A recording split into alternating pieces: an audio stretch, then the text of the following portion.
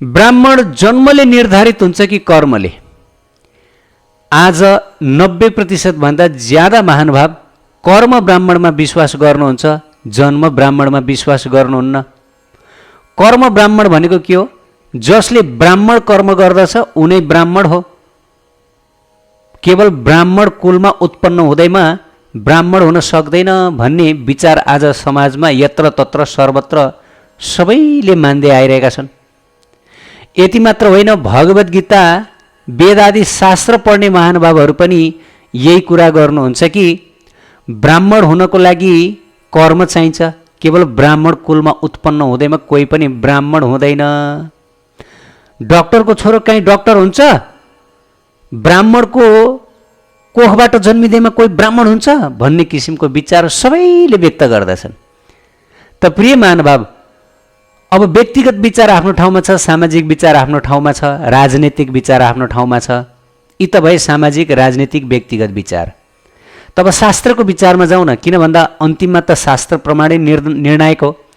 शास्त्रमा जे भनिएको छ त्यसैलाई नै निर्णय मान्नु पर्दछ, न कि व्यक्तिले भनेको अथवा कुनै राजनीति गर्ने महानुभावले भन्नुभएको कुरालाई नै निर्णायक मानिन्छ। निर्णायक त शास्त्र हो।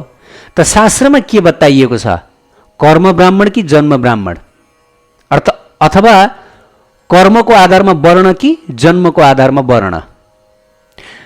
समाजमा मानिसहरू मान्दछन् यदि कसैले ब्राह्मणको कर्म गर्यो भने ऊ ब्राह्मण, यदि कसैले क्षत्रियको कर्म गर्यो भने ऊ क्षत्रिय, यदि कसैले वैश्यको कर्म गर्यो भने ऊ वैश्य, र यदि कसैले चतुर्थ वर्णको कर्म गर्यो भने ऊ चतुर्थ वर्ण भनेर यस प्रकार कर्मलाई प्रधान मानियो, जन्मलाई मानिएन अहिले समाजमा।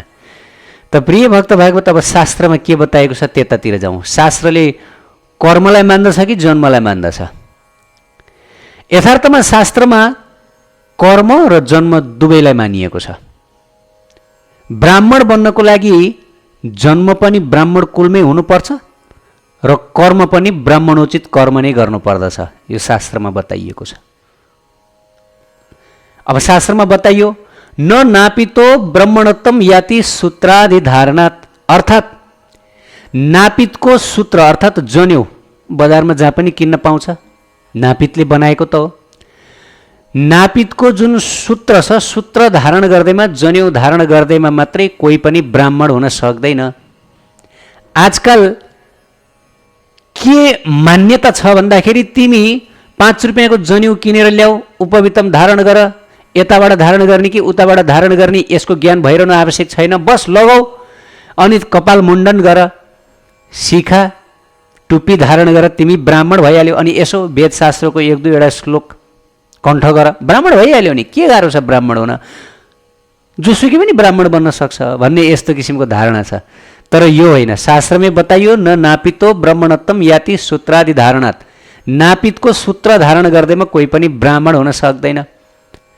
त फेरि अगाडि बताइयो, कलौ ब्रह्मताम याति वीर्यास तपश्चर्यादिना नहीं, अर्थात् कलियुगमा ब्राह्मण शरीरबाटै उत्पन्न व्यक्ति ब्राह्मण बन्न सक्दछ, तपस्या आदिद्वारा कोही पनि ब्राह्मण बन्न सक्दैन।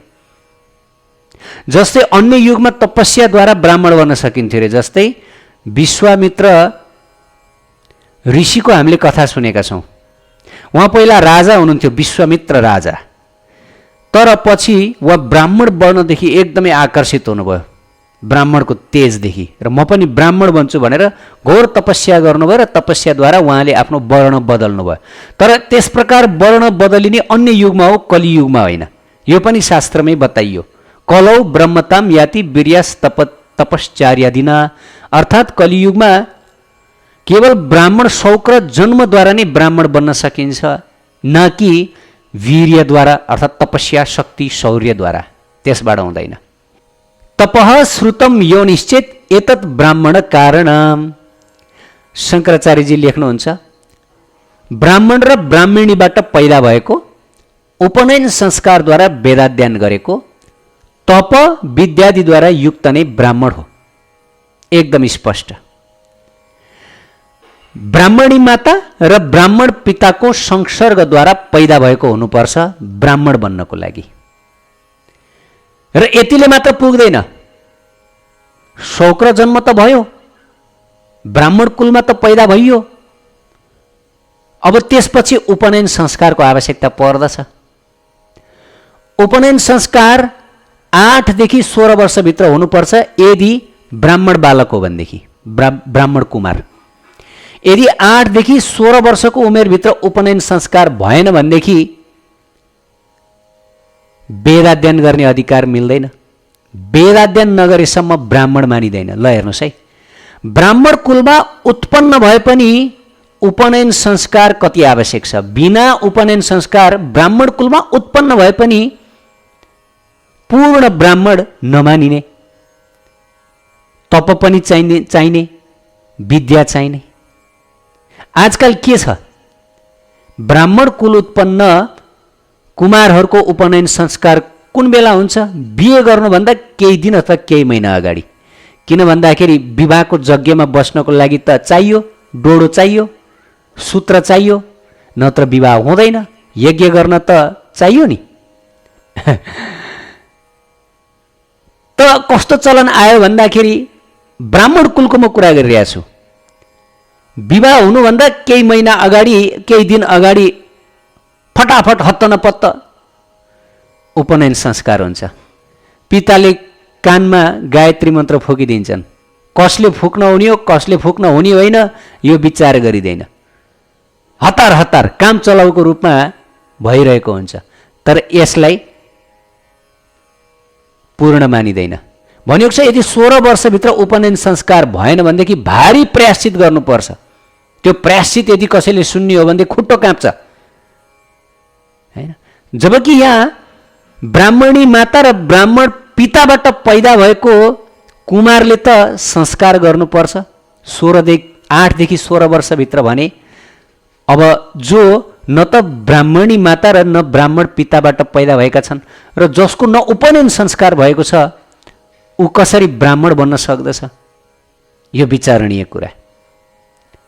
त्यसैगरी श्रीमद् भागवतम 10.86.53 श्लोकमा भगवान श्रीकृष्ण स्वयं बताउनुहुन्छ, ब्राह्मणो जन्मना श्रेयान् सर्वेषां प्राणिनम् इह तपस्या विद्या तुष्ट्या किमु मत्कलया युतः। स्वयं श्रीकृष्ण भगवान यदु कुमारहरूलाई उपदेश दिँदै बताउनुहुन्छ, ब्राह्मण जन्मले नै श्रेष्ठ हो है। र यदि कोही ब्राह्मण मेरो भक्त श्रीकृष्ण परायण हुनुहुन्छ भने उहाँको त बारेमा अझ के कुरा गर्नु। स्वयं भगवान कृष्ण बताउँदै हुनुहुन्छ, ब्राह्मण जन्मले श्रेष्ठ र यदि ब्राह्मण मेरो भक्त हुनुहुन्छ भने त उहाँ त कति श्रेष्ठ कति श्रेष्ठ। स्वयं श्रीकृष्ण भगवान बताउनुहुन्छ। अब यहाँ प्रश्न उठ्न सक्दछ, ब्राह्मण कुलबाट उत्पन्न हुँदैमा ब्राह्मण मानिन्छ? कहाँ छ प्रमाण? छ, प्रमाण छ, शास्त्र प्रमाण छ। अत्रि संहिता श्लोक 140, जन्मना ब्राह्मणो ज्ञेय संस्कार द्विजत उच्यते विद्या याति विप्रत्तम त्रिवी श्रोत्रिय लक्षणम। ब्राह्मण बालकलाई जन्मेदेखि ब्राह्मण मान्नु, संस्कारद्वारा ऊ द्विज बन्दछ, विद्या अध्ययनद्वारा ऊ विप्र बन्दछ। ब्राह्मण बालकलाई जन्मेदेखि ब्राह्मण मान्नु, उनी ब्राह्मणै हुन्। ब्राह्मण कुलमा जन्मिएको बालक ब्राह्मणै हुन्, तर संस्कारद्वारा द्विज बन्दछन् र विद्याधनद्वारा ऊ विप्र बन्दछन्। हेर्नुहोस् है, अब उदाहरण पनि चाहियो। केही महानुभाव सुत गोस्वामीको उदाहरण दिनुहुन्छ। अरे तपाईँ कसरी भन्नुहुन्छ, यहाँ सुत गोस्वामी जो सुत पुत्र हुनुहुन्छ उहाँ त यति ठुलो ब्राह्मण मानिनु भयो, भागवतका यति ठुला वक्ता मानिनु भयो, कहाँ हुन्छ यसरी भनेर केही महानुभावले भन्नु होला। त प्रिय भक्त, भागवत शास्त्रमा स्पष्ट बताएको छ। पद्म पुराण र वायु पुराणमा सुत गोस्वामीजीको आविर्भावको कथा छ। अग्निकुण्ड समुद्भूतः सुतो विमल मानसः। पृथु महाराजको यज्ञमा बृहस्पति र इन्द्रको अंश मिलेर अग्निकुण्डबाट पैदा हुनुभएको हो सुत गोस्वामी। पढ्नु होला तपाईँहरूले। सन्तानहीन सुत परिवारले पालेको भएर सुत गोस्वामी नाम राखियो। केवल नाम मात्रै सुत हो, तर उहाँ बृहस्पतिका पुत्र बृहस्पति र इन्द्रको अंशबाट पृथु महाराजको यज्ञबाट पैदा हुनुभएको पवित्र ब्राह्मण। त भ्रम निवारण उहाँलाई पालेको मात्रै। अब यहाँ अर्को प्रसिद्ध उदाहरण सम्पूर्ण वेद उपनिषद पुराणका संग्रहकर्ता भगवान व्यास मुनि हुनुहुन्छ। भगवान व्यास मुनिलाई मानव समाजले कर्म ब्राह्मण मान्दछ, जन्म ब्राह्मण मान्दैन, हो कि होइन? उहाँले ब्राह्मणोचित कर्म गर्नुभयो, त्यस कारणले गर्दा उहाँ ब्राह्मण। उहाँ पैदा हुनुभयो त शूद्राणी आमाको कोखबाट, त्यही भएर उहाँ जन्मले शूद्र तर कर्मले ब्राह्मण भनेर मानव समाजले मान्दछ, हो कि होइन? तर प्रिय भक्त भागवत सत्य कुरा बताउँछु, यो अर्ध ज्ञान हो, अल्प ज्ञान हो। यथार्थमा व्यास मुनि ब्राह्मण पुत्र नै हुनुहुन्छ, उहाँ शुद्ध ब्राह्मणै हुनुहुन्छ। कसरी? मत्स्यगन्धा सत्यवती त शूद्राणी हुनुहुन्छ। शूद्राणीको कोखबाट जो जन्मन्छ ऊ कसरी ब्राह्मण? जसरी विदुरजी शूद्राणीको कोखबाट जन्मनु भयो नि, त्यही भएर उहाँ शूद्र मानिनु भयो। अब मत्स्यगन्धा त शूद्राणी हुनुहुन्छ, माझीकी छोरी, उहाँबाट पैदा हुनुभएको व्यासजी चाहिँ कसरी ब्राह्मण हुनुभयो? यहाँ विवाद आयो भन्ने कसैको मनमा लाग्ला। यहाँ कुनै विवाद छैन। व्यासजी महाराज शुद्ध ब्राह्मण हुनुहुन्छ। कसरी?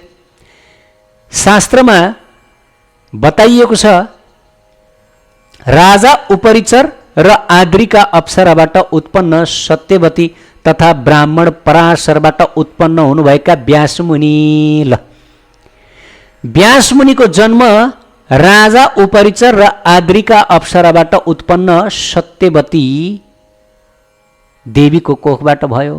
ल,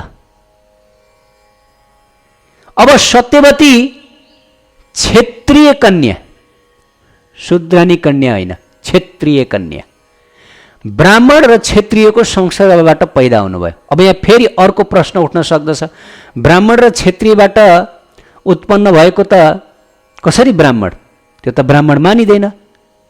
तर प्रिय भक्त भागवत, द्वापर युगसम्म ब्राह्मण र क्षेत्रीयको संसर्गबाट पैदा भएको व्यक्ति ब्राह्मण मानिन्थ्यो, कलियुगमा होइन। कलियुगमा होइन। मानौ यदि कोही क्षेत्रीय कन्या छिन् र ब्राह्मण कुमार छ र दुईजनाको संसर्ग भयो भनेदेखि त्यसबाट पैदा हुने ब्राह्मण हुन्छ। यो द्वापर युगसम्मको नियम, शास्त्रीय नियम। त वेदव्यासजी क्षेत्रीय कन्या र ब्राह्मण पराशरबाट पैदा हुनुभएको, त्यसैले उहाँ ब्राह्मण। त प्रिय भक्त भागवत, यदि कर्म गर्दैमा त्यही अनुसारको वर्ण हुने भएदेखि जीवनभर द्रोणाचार्यले अस्त्र चलाउनु भयो। महाभारत युद्धमा पनि द्रोणाचार्य ब्राह्मणले अस्त्र चलाउनु भयो नि, तर के उहाँ क्षेत्रीय मानिनु भयो? मानिनु भएन। जीवनभर विदुरजीले शास्त्रको शिक्षा दिनुभयो, तर के उहाँ ब्राह्मण मानिनु भयो? मानिनु भएन। उहाँ शूद्र नै मानिनु भयो। अब पूर्व कर्म अनुसार मनुष्यको जन्म निर्धारण हुन्छ। प्राय महानुभाव भगवत गीताको श्लोक उद्धारण गर्ने गर्नुहुन्छ। भगवत गीताको श्लोक कुन हो? चतुर्वर्ण्यमया श्रेष्ठम गुण कर्म विभागसः। भगवत गीतामै भनियो कि गुण र कर्मको आधारमा ब्राह्मण क्षेत्री वैश्य शूद्र हुन्छ, न कि जन्म। अरे प्रिय महानुभाव, भगवत गीता नै राम्रोसँग अध्ययन गर्नु भएको छैन। केवल भगवत गीता पढेँ भनेर मात्रै हुन्छ? भगवत गीता यदि राम्रोसँग अध्ययन गर्ने हो भनेदेखि भगवत गीतामै यो कुरा स्वतः सिद्ध छ कि मनुष्य जन्मले नै ब्राह्मण हुन्छ, जन्मद्वारा नै वर्ण निर्धारण हुन्छ। भगवान कृष्णले यही श्लोकमा के भन्नुभयो? गुण कर्म विभागसः। गुण कर्म, ब्राह्मण हुनको लागि गुण पनि चाहिन्छ, कर्म पनि चाहिन्छ। अब कर्म भनेको के हो? कर्म भनेको यो संसारमा पनि हामीले कर्म गर्छौँ र अघिल्लो जीवनमा पनि हामीले कर्म गरेका हुन्छौँ। र शास्त्र विशेष गरी छान्दोग्य उपनिषद 5.10.7 मा बताइयो, आफ्नो पूर्व कर्म अनुसार यो जीवन प्राप्त हुन्छ र यो जीवनको कर्म अनुसार अर्को जीवन प्राप्त हुन्छ वेदमा स्पष्ट बताइयो। त भगवान श्रीकृष्णले गुण कर्म भन्नुभयो। यो जन्ममा हामीले जुन जन्म प्राप्त गर्दछौँ त्यो पूर्व जन्मको कर्मको फल हो, छान्दोग्य उपनिषदमा बताइयो। त यदि कोही व्यक्ति यो जन्ममा ब्राह्मण कुलमा उत्पन्न भएको छ भने उसले पूर्व जन्ममै यस्तो कर्म गरेको थियो जसद्वारा ऊ ब्राह्मण पिता र ब्राह्मणी माताबाट जन्मिनै पर्ने थियो। यदि कोही व्यक्ति क्षेत्रीय कुलमा पैदा भएको छ भने उसले पूर्व जन्ममा क्षेत्रीय भएर जन्मने कर्म गरेको थियो। छान्दोग्य उपनिषदको आधारमा आफ्नो पूर्व कर्मका अनुसार ब्राह्मण योनि, क्षेत्रीय योनि, वैश्य योनि वा शूद्र योनिमा जन्म मिल्छ। तर यदि अधम कर्म गरिएमा कुकुर योनि, सुँगुर योनि प्राप्त हुन्छ, चण्डाल योनि प्राप्त हुन्छ। उपनिषदको मत हो, कसले नकार्न सक्छ अब यसलाई? त पूर्व जन्ममा ब्राह्मण बन्नको लागि कर्म गरेको व्यक्ति यो जन्ममा ब्राह्मण भएर ब्राह्मण योनिबाट जन्मन्छ। क्षेत्रीय भएर जन्मनु पर्ने कर्म गरेको छ भने क्षेत्रीय योनिबाट जन्मन्छ। वेदको वचन हो नि, हैन? अनि भगवत गीतामै स्वयं भगवान कृष्ण बताउनुहुन्छ, प्राप्य पुण्य कृतान लोकान उषित्वा शाश्वती समः शुचिनाम श्रीमताम गेहे योगो भ्रष्टो अभिजायते। प्राप्य पुण्य कृतान लोकान उषित्वा शाश्वती समः, अर्थात पूर्व जन्मको सुकृति अनुसार, पूर्व जन्मको कर्म अनुसार व्यक्तिले जन्म प्राप्त गर्दछ। उच्च जन्म, नीच जन्म, पवित्र कुल, अपवित्र कुल, त्यो सबै पूर्व जन्ममा निर्धारित हुन्छ। अब यसलाई आधुनिक उदाहरणले पनि बुझौँ। मानव कोही व्यक्ति अफिसमा काम गर्न जान्छ। अफिसमा काम गर्न जाँदा अफिसमा उसले तलब पाउँदछ। यो महिनाको तलब उसले पायो। अब यो महिनाको तलबले उसले यो महिना टिकाउनु पर्दछ, चलाउनु पर्दछ, हो कि हैन? अब फेरि यो महिनाभर काम गरेर उसले अर्को महिनामा तलब पाउँदछ। त्यो अर्को तलबले फेरि उसले अर्को महिना चलाउँदछ। हो, त्यसै गरेर अघिल्लो जन्ममा गरेको कर्मले यो जन्म प्राप्त हुन्छ। कस्तो कर्म, कस्तो वृत्ति यो जन्ममा निर्धारण हुन्छ, अर्थात् यो जन्ममा प्राप्त गर्दछ अघिल्लो जन्मको कर्मले। अब यो जन्ममा गरेको जुन कर्म छ, तलब छ, उसले अर्को जन्ममा खान्छ। यो जन्ममा यदि कोही व्यक्तिले पवित्र कर्म गर्यो, शुद्ध कर्म गर्यो, ब्राह्मण धर्मलाई नमस्कार गर्यो, ब्राह्मणको सत्कार गर्यो भनेदेखि अब अर्को जीवनमा ऊ ब्राह्मण भएर जन्मन्छ। न कि यस जीवनमै ऊ ब्राह्मण बन्दछ। न गीतामा यो कुरा समर्थन गरियो, न वेदमा यो कुरा समर्थन गरियो। केवल ब्राह्मण कर्म गर्दैमा व्यक्ति ब्राह्मण बन्न सक्दैन। ब्राह्मण योनिबाटै जन्मनु पर्छ। गीतामै पनि समर्थित भयो। अब यहाँ प्रश्न उठ्न सक्दछ, अनि गुण नि गुण, व्यक्तिले गुण देखायो भने त ब्राह्मण हुन्छ नि? गुण कर्म विभाग छ। अब कर्मको समस्या त समाधान भयो। भागवतमै बताइयो, कर्मणा जायते जन्तु कर्मणैव प्रलीयते, अर्थात् जीवको जन्म कर्मकै आधारमा हुन्छ। कर्मकै आधारमा उसले सुख दुःख भोग्दछ, भागवतमा बताइयो। त यस जीवन हाम्रो ब्राह्मण योनिमा भयो, क्षेत्रीय योनिमा भयो, वैश्य योनिमा भयो, अथवा यो योनिमा त्यो योनिमा, यो सबै पूर्व जन्मबाट हामीले लिएर आएका रहेछौँ। यसलाई हामीले स्वीकार गर्यो। अब यो समस्या समाधान भयो कि कर्मको कारणले व्यक्ति ब्राह्मण, क्षेत्रीय, वैश्य बन्दछ भनेर। तब गुण कहाँबाट ल्याउने त? गुण हो, गुण पनि जन्मजात आउँदछ। जस्तै उदाहरणको लागि सुन्तलाको बोटबाट त सुन्तले फल्छ नि, आँपको बोटबाट आँपै फल्छ नि, स्याउको बोटबाट स्याउ नै फल्छ नि, स्याउको बोटबाट सुन्तला त पक्कै फल्दैन। त ब्राह्मणको कोखबाट ब्राह्मणै जन्मन्छ। अत्रि संहितामा यो समर्थन गरियो नि, ब्राह्मणको छोरो ब्राह्मणै हो। तर पनि द्विज संस्कार नभएसम्म उसलाई ब्राह्मणोचित कर्म गर्ने अधिकार हुँदैन, वेद पढ्ने अधिकार हुँदैन। जन्म न जायते शूद्र, जन्मदात यथार्थमा भन्नुपर्दा सबै शूद्र, तर पनि संस्कारद्वारा द्विज बन्न पाइन्छ। तर ब्राह्मणको संस्कार हुन्छ, अन्यको संस्कार हुँदैन, अन्त्यजको संस्कार हुँदैन। त्यहाँ स्पष्ट छ कि ब्राह्मण कुल उत्पन्न हुनेवालाको पनि द्विज संस्कार अनिवार्य छ, नत्र भने पूर्ण ब्राह्मण हुन पाइँदैन। हेर्नुहोस् है,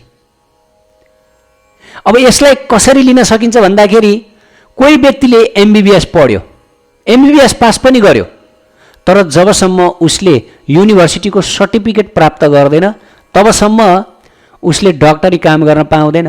डक्टरी काम त तब मात्रै गर्न पाउँछ जब उसले सर्टिफिकेट प्राप्त गर्दछ। केवल एमबीबीएस पढेको भरमा मात्रै हुँदैन, सर्टिफिकेट अनिवार्य चाहिन्छ। त त्यो सर्टिफिकेट कहाँबाट दिइन्छ? उपनयन संस्कारद्वारा दिइन्छ। जन्म त भयो, ब्राह्मण कुलमा जन्म भयो, ब्राह्मण त हो निश्चित, तर पनि संस्कारको अपेक्षा रहन्छ। त प्रिय भक्त भागवत, अब कोही व्यक्तिले भन्नुहुन्छ गुण अनुसार त ब्राह्मण भइहाल्यो नि त, त्यसो भए ब्राह्मणको गुण देखाउने हो भनेदेखि। तर स्मृति शास्त्रमा बताइएको छ, स्वयं मनु महाराज बताउनुहुन्छ, भगवान मनु, ब्राह्मण कुलबाट पैदा भएको बच्चाको बालकको न्वारण 10 दिनमा गर्नु, क्षेत्रीय कुलबाट उत्पन्न भएको शिशुको न्वारण 11 दिनमा गर्नु, त्यस्तै 11 वा 12 दिनमा गर्नु। अब यहाँ प्रश्न उठ्न सक्दछ, 10 दिनमा अब त्यो बालकले के चाहिँ कर्म देखाउँछ, के चाहिँ गुण देखाउँछ?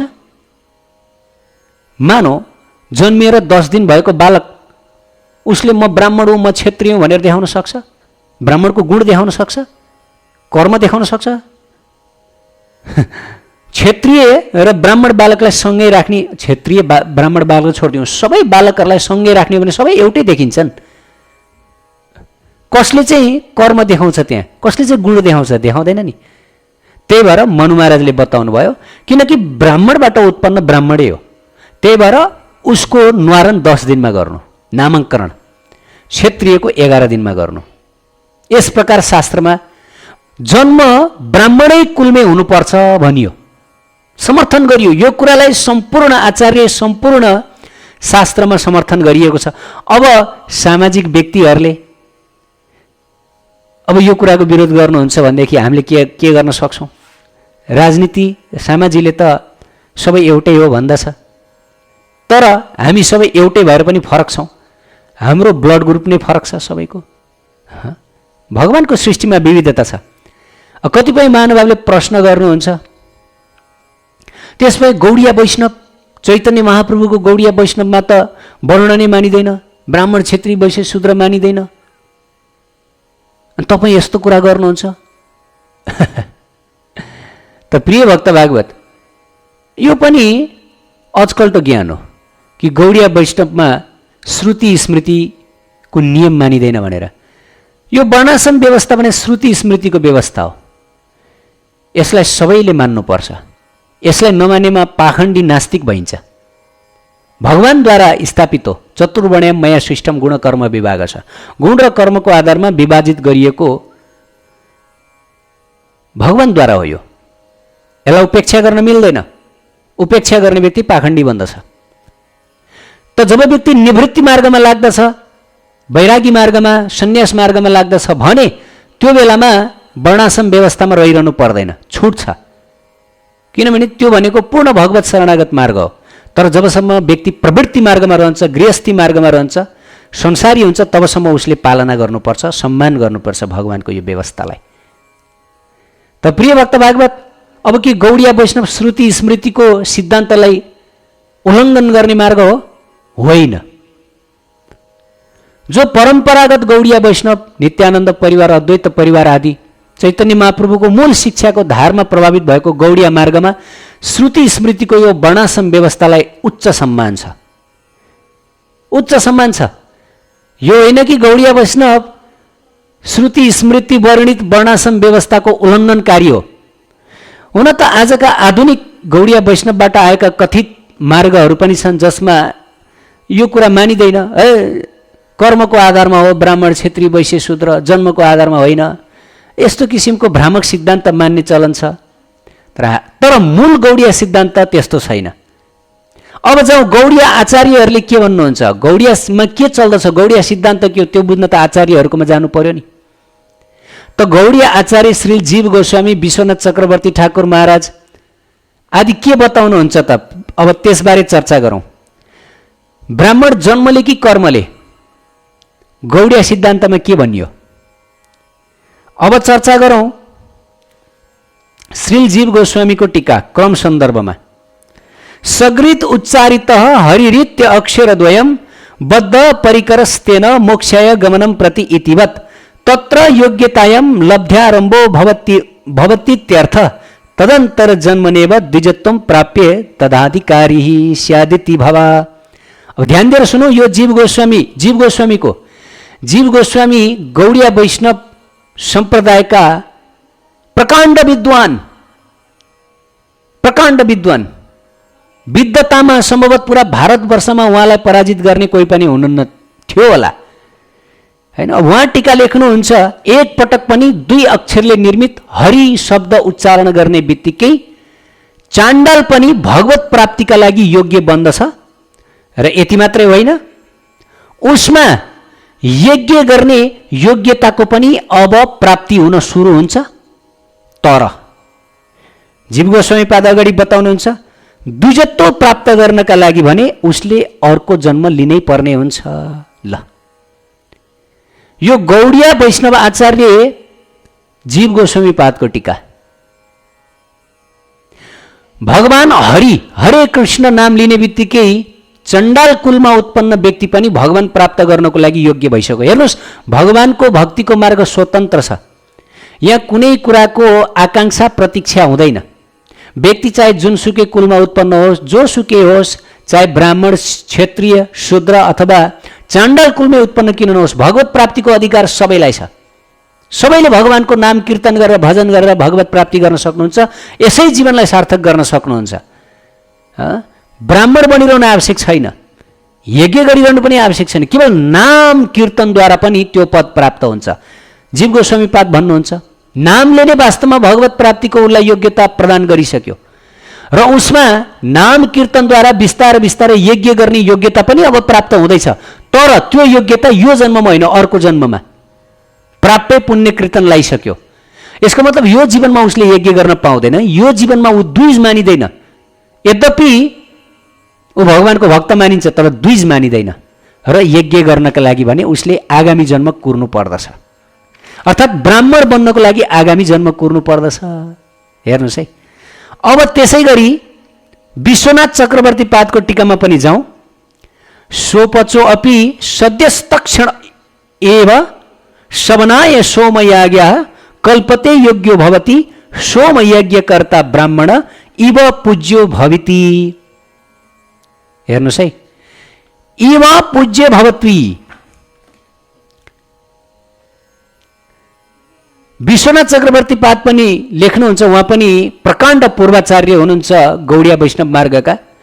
सोम यज्ञकर्ता त हुन सक्दैन जो व्यक्तिले भगवानको नाम जप गर्दछ, तर सोम यज्ञकर्ता ब्राह्मण इव पूज्य, यज्ञकर्ता ब्राह्मण समान पूज्य चाहिँ बन्नुहुन्छ। भगवानको भक्ति गर्ने व्यक्ति पनि, ल हेर्नुहोस् है, अब जो व्यक्ति भगवानको भक्ति नै गर्दैन भने त्यो व्यक्ति त अब ब्राह्मण समान पूज्य हुने त त्यो सपनामा पनि सोच्न सकिन्न। तर यदि भगवानको भक्ति गर्ने नाम जप गर्ने व्यक्ति पनि ऊ ब्राह्मणै त बन्न सक्दैन, तर पनि सोम यज्ञ गर्ने अर्थात् यज्ञ यज्ञादि गर्ने ब्राह्मण समान पूज्य चाहिँ बन्दछ। हेर्नुहोस्, सोम यागकर्ता ब्राह्मण इव पूज्यो भवति। यो कसको टीका? विश्वनाथ चक्रवर्ती पादको टीका। त्यसै गरी विश्वनाथ चक्रवर्ती उहाँ दुर्गव संगमनी टीकामा लेख्नुहुन्छ, ब्राह्मणानां शोक्रे जन्मानि दुर्जातित्वा भावे अपि शवनाय सुजातितो जनक सावित्री जन्मापेक्षावाद। दुर्गा संगमनी टीका विश्वनाथ चक्रवर्ती ठाकुर महाराज लेख्नुहुन्छ कि वास्तवमा शवनाय यज्ञ गर्नको लागि, वेदोक्त यज्ञ गर्नको लागि ब्राह्मणानां शोक्रे जन्मानि अर्थात् ब्राह्मण कुलमा शुक्र जन्मकै अपेक्षा रहन्छ है। ब्राह्मणको शुक्रबाटै पैदा हुनु पर्दछ र सावित्री जन्म हुनु पर्दछ।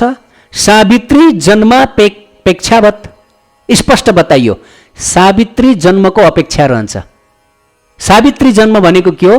गायत्रीद्वारा जब उपनयन संस्कार हुँदैन, उपवित्तम धारण गराइँदैन, तबसम्म यज्ञ यज्ञादि गर्न अनुमति छैन।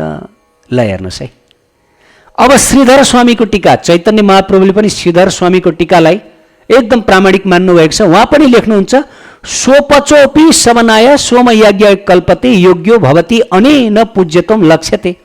यदि चाण्डल कुल उत्पन्न व्यक्ति भगवानको भक्त छ भने उसले यज्ञ त गर्न पाउँदैन, तर ऊ यज्ञकर्ता समान पूज्य हुन्छ। ल, जीव गोस्वामी, विश्वनाथ चक्रवर्ती ठाकुर, बलदेव विद्याभूषण अनि श्रीधरीय टीका अनि त्यसै गरी आएर शङ्कराचार्यको भाष्य, सबैतिर ब्राह्मण कुलमा जन्म नै हुनुपर्छ यज्ञ गर्नको लागि। त प्रिय भक्त भागवत, हाम्रो उपासना मार्ग हो, भक्ति मार्ग हो, शरीर मार्ग होइन, स्मार्त मार्ग होइन, वैष्णव मार्ग हो, तन्त्र व्यवस्था अनुसारको मार्ग हो। तर पनि श्रुति स्मृति पुराणलाई अपहेलना गर्न मिल्दैन। त चैतन्य महाप्रभुको यस मार्गमा श्रुति स्मृति पुराण वर्णित जति पनि व्यवस्था छ ती सम्पूर्ण व्यवस्थाको उच्च सम्मान छ। हरिदास ठाकुरको उदाहरण, हरिदास ठाकुर एकदम सक्षम हुनुहुन्थ्यो, नामाचार्य हुनुहुन्थ्यो। चैतन्य महाप्रभुले उहाँलाई जनै लगाइदिनु भयो भनेर काहीँ उल्लेख गरिएको पाइँदैन।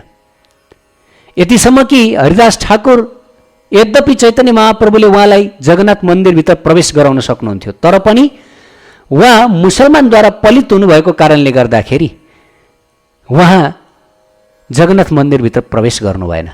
उहाँले विनम्रतापूर्वक स्वीकार गर्नुभयो कि म जगन्नाथ मन्दिरभित्र प्रवेश गर्दिनँ भनेर। उहाँले चक्रको दर्शन गर्नुभयो र चैतन्य महाप्रभुले पनि उहाँलाई जबरजस्ती मन्दिरभित्र प्रवेश गराउनु भएन। यद्यपि उहाँ नामाचार्य हुनुहुन्छ, महाप्रभुका महान भक्त हुनुहुन्छ।